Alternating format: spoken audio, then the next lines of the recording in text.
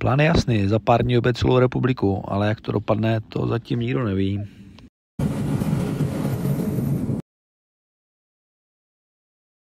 To počasí si s náma hraje, po třetí se převlíkám. Teď mám vestu, předtím jsem měl jednu bundu, druhou bundu, brzda taky. No, jedem dál. Tady dneska budeme kempovat a pokoušet se postavit stany. Kurva, když jsem to zvládl já, tak to zvládne každý.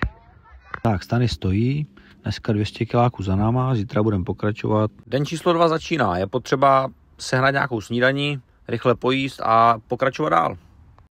Pro změnu nám zase chčije, tak rychle zbalit stany.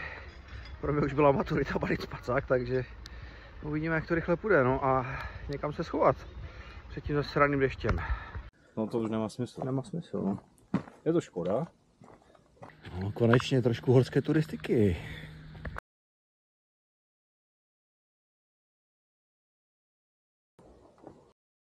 Už jsme pobalení, trošičku přestalo chcát, tak jedeme dál, směr jižní Čechy.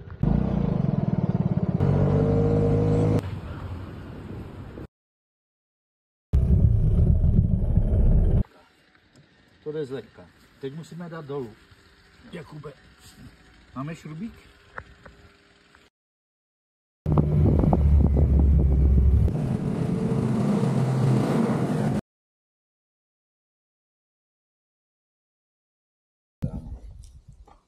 Tak, jdu točit, kluci.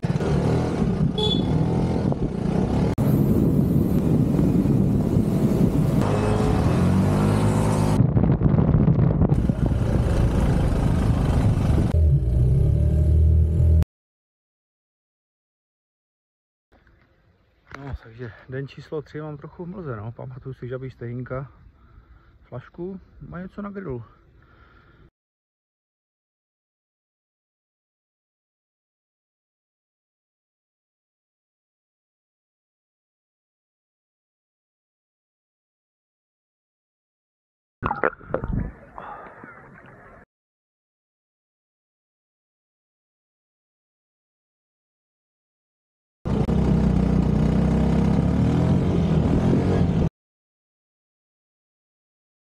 Tak, poslední den našeho putování po Česku asi teďka začíná, teda až se probere kolega. Jsme ve stanech na Dolní Moravě a chystáme se na Skybridge a bobovou dráhu. Pak se uvidí, co ještě bude dál na programu. Počasí moc nepřeje, večer celou noc chcelo, ale stany to přežili, takže zatím všechno v klidu. Počasí vypadalo celkem obstojně, tak jsme rychle sedli na skutry a balili jsme směr Skybridge. Tím, že jsme přijeli ještě před 9 ráno, jsme mohli parkovat úplně na tom parkovišti, které bylo nejvýš a měli jsme to aspoň všude blízko. Byl jsem docela protivný, protože v kempu, kde jsme byli, byla hospoda zavřená, nebo bufet a vlastně u toho Skybridge byl taky nějaký bufáč, ale ten byl taky snad až, já nevím, od 11. Takže jsem byl bez snídaně, tak jsem byl protivný jak prdel. No. Nakonec jsem tam objevil nějakou restauraci a dal jsem si aspoň teda štrudl a kafe. No, na most už příště jít nemusím, ten mě moc nezaujal, ale na bobovku tu bych šel zase hned znova, ta byla parádní. Jadą, švíry, jadą! A co na to lékaře?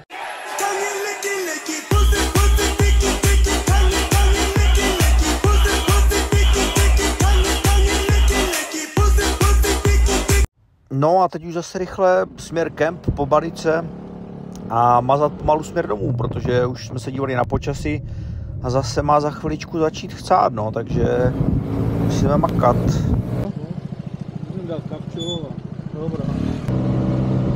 Úplnou náhodou jsme si vyskytli ve Šternberku, takže jsme si stihli i projet EC Homo. Posledních 70 nebo 80 km naší cesty jsme měli docela nervy, protože to počasí, jak vidíte, bylo úplně psycho. No. Jakože naštěstí jsme to měli pořád za sebou a zdárně jsme tomu utíkali.